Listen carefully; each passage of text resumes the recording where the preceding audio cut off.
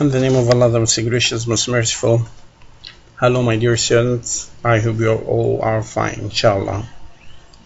أهلا بطلاب الأعزاء طلاب مدارس ثانوية الأوس الصف الثالث الثانوي، طلاب مجموعات التقوية النظامية. اليوم إن شاء الله يا شباب هنشرح مع بعض الدرس رقم 15. So please open your book page number 30. Okay.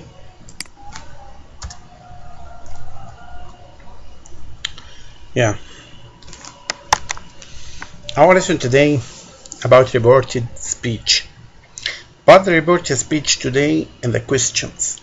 Okay.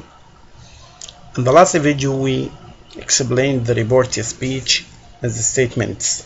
شرحنا الكلام المبلغ في الجملة الخبرية في الدرس الماضي. And we said to change sentence from direct speech into reported speech in the statement, we follow some rules. At first, we can use the verb said as it if there is no object. Also, if there is an object, I change the verb said to into told. This is the first thing. Okay? يبقى أول شيء يا شباب قلنا في الجملة الخبرية بنحول الفعل said to if there is an object. لو كان في مفعول said to بحولها ل told. said بس خلاص تنزل زي ما هي إذا لم يكن في الجملة مفعول. Number 2, I drop the quotation and write that. Also I can omit that. نحذف الكوتيشن علامات التنصيص وبنكتب that. وأيضا يمكن أن أحذف كلمة that ومكتوبة. Okay. Number 3, I change the pronouns of subject to object, possessive pronouns of possessive, okay, possessive adjectives. All the pronouns I can change them according to the sentence. ممكن نحول ضمير الفاعل، ضمير المفعول، صفات ملكية، ضمائر الملكية، كل ده بنحوله حسب معنى الجملة يا شباب. طيب وقلنا أيضا إن في tenses of the sentence change from present into past. بحول زمن الجملة من البريزنت المضارع to past إلى الماضي. يعني عندي لو السنتنس اللي عندي في البريزنت simple change it into past simple. present progressive past progressive. present perfect change it to past perfect. طيب if the sentence is the past simple I change it into the past perfect also. وأيضا قلنا المودal verbs can change into could, will, would, shall change into should, may change into might, okay, must change into had to, and there are some other words like then, now it change into then, today, that day, tomorrow, the next is the following day, yesterday, the day before or the previous day. All these words change. Also the word in here from into there, that into this, the word these into those, today, that day, tonight, that night, and so on. Okay, but today inshallah we explain the reported speech and the question. We explain the reported speech and the question. Okay.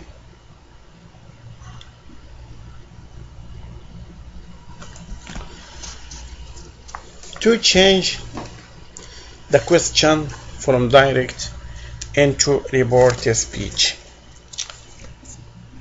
Okay.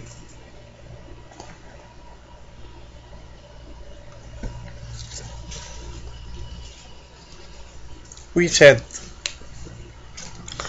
we usually introduce the reported question with the reporting verb ask. Now we will make a comparison between the statement and the question. هنعمل مقارنة يا شباب ما بين الكلام المباشر في الجملة الخبرية والجملة الاستفهامية. احنا قلنا الverb said انزله said زي ما هو، لو كان في object مفعول احوله ل told. لكن انا بستخدم الفعل هنا asked. Maybe wondered. And the expressions want to know anything. Okay, because he is asking here. Type the verb and reported question are in the affirmative form. طيب يا جماعة عايزين نركز كويس جدا في الجزئية دي عشان نفهم الجزء ده كويس. اولا في اشياء هنا بعملها زي الجمله الخبريه بالظبط، وفي اشياء بتختلف عن الجمله الخبريه. مبدئيا نترك الصفحه وركز معايا واسمعني كويس. في الجمله الخبريه خلاص بنستخدم الفيرب said او told. هنا بنستخدم asked, wondered, wanted to know anything. اوكي طيب هناك يا شباب drop the quotation and write that or no. ممكن بنكتب بدل الاقواس نكتب that. هنا لا، هنا we use the question word, or if it is yes no question I write if or whether. يعني لو كان سؤال بأداة استفهام أكتب أداة الاستفهام، لو كان سؤال بمعنى هل أربط بكلمة if أو كلمة whether بدل الكوتيشنز علامة التنصيص. أوكي طيب الجزء الثالث، الخطوة الثالثة في الجملة الخبرية بغير الضمائر أيضا في ال reported questions. في السؤال برضو بنغير الضمائر according to the sentence، سواء كانت subject pronoun object pronoun ضمائر فاعل ضمائر مفعول possessive adjectives possessive pronouns صفات ملكية ضمائر ملكية، كله ده بيتغير برضه. اوكي طيب ايضا يا شباب بنغير في الجملة الخبرية، بنغير the tense of the sentence، بنغير زمن الجملة from the present into past. أيضا في reported question بنحول الجملة from the present into the past. ولكن هنا في جزئية مهمة جدا جدا لازم ناخد بالنا منها في reported question. يعني في الستيتمنت بنعمل 4 خطوات، هنا في خطوة 5، ودي الخطوة الأساسية المهمة جدا اللي بتفرق ما بين reported question و reported statements. هنا يا شباب لازم change the sentence from interrogative form into affirmative form. يعني ايه الكلام ده يا شباب؟ يعني بنحول صيغة الجملة الاستفهامية لصيغة الجملة الخبرية. نقول من تاني عشان نركز مع بعض ونفهم الجزئية دي كويس جدا. change the sentence from interrogative or question form into affirmative form or statement. نحول الجملة من صيغة الجملة الاستفهامية إلى صيغة الجملة الخبرية. طيب الجملة الاستفهامية لو بتبدأ ب question word، بتبدأ بأداة استفهام، بيكون ترتيبها ازاي؟ question word helping verb subject main verb. كمان مرة question word helping verb subject main verb، يعني أداة استفهام فعل مساعد فاعل فعل أساسي. عشان أحولها لكلام مباشر بحولها جملة خبرية، أخليها أداة استفهام اللي هي question word وبعدين subject وبعد كده helping verb. اجيب الفعل الاول وبعدين الفعل المساعد. اوكي يا شباب نركز كويس جدا. يعني بص هنا في المثال ده why did you go، شايف ال4 كلمات دول؟ why did you go ده شكل السؤال، ادي اداة استفهام وادي فعل مساعد وفاعل وفعل اساسي. اوكي دي بنسميها question word helping verb subject main verb. ده التكوين الاساسي بتاع السؤال. عشان احول الجملة دي لجملة خبرية بعمل ايه يا شباب؟ احول السؤال ده لجملة خبرية، احول السؤال ده لجملة خبرية، يعني اخليها اداة استفهام وبعدين فاعل وبعدين فعل مساعد. اوكي طب نشوف هنا. او بيقول لي هنا why did you go to the doctor he asked، يبقى he asked me why. look ركز معايا في ال4 كلمات دول برضو. ادي اداة استفهام why، والمفترض لو هو سؤال يبقى أداة استفهام فعل مساعد فاعل، لا أنا بخليه أداة استفهام فاعل اللي هي كلمة يو، الضمير يو يتحول لآي، وبعدين الفعل المساعد did. طبعا هنا بيدل عن الجملة دي في الباست سيمبل وأنا بحولها الباست بيرفكت، حولتها لهاد وأدت التصريف الثالث. يبقى يا شباب look here please look here and pay attention. question word subject helping verb main verb. again question word subject helping verb main verb instead of question word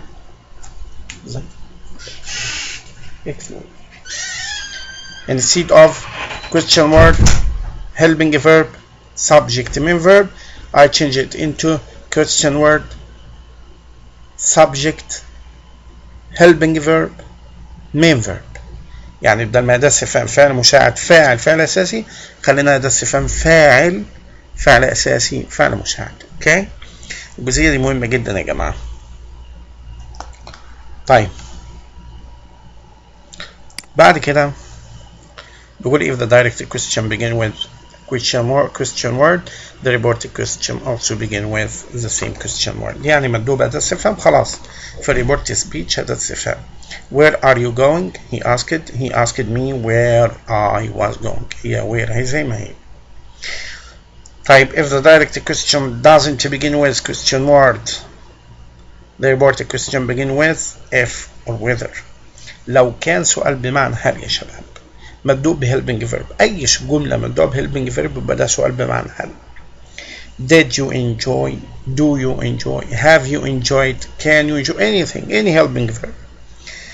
يبقى لو السؤال اللي عندي مندوب بهيلبنج فيرب فعل مساعد يبقى ده سؤال بمعنى هل، فإذا بستخدم if أو whether. يعني إذا أو did you enjoy the presentation? He asked me if or whether I had enjoyed. نفس الكلام، بدل ما هو فعل مساعد فعل لا خليتها فاعل وبعدين فعل مساعد اهو. he asked me if I had enjoyed the presentation. Okay, when we change the questions from direct to reported speech, pronouns, tenses, adverbs and so on, it change in the same way as in the report statement. يبقى برضه يا شباب زي ما اتفقنا بغير الضمائر، بغير الأزمنة زي ما قلنا قبل كده في الجملة الخبرية، نفس التغييرات، ولكن هنا الديفرنس الفرق ما بين الستيتمنت وما بين الكويستشن ان في الستيتمنت بستخدم الفيرب said أو told، هنا بستخدم الفيرب asked wondered and so on. في الجملة الخبرية يا شباب بنستخدم كلمة ذات، أربط بكلمة ذات، هنا ممكن أربط ب الكويستشن word if it is question if it is information question or WH question. لو كان سؤال بأداة استفهام خلاص بنستخدم أداة استفهام. if it is yes no question لو كان سؤال بمعنى هل بستخدم if أو whether. طيب وبغير الأزمنة في الاثنين، بغير الضمائر في الاثنين مفيش مشكلة، ولكن الجزئية المهمة جدا في reward questions ان انا زي ما اتفقنا change the question form into affirmative form، احول صيغة الجملة الاستفهامية الى صيغة جملة خبرية. وقلنا يعني بدل ما أداة استفهام فعل مساعد فاعل فعل اساسي نخليها أداة استفهام فاعل فعل مساعد فعل اساسي. Okay, thank you my dear students, I hope you understand well. Goodbye and see you inshallah in the next video.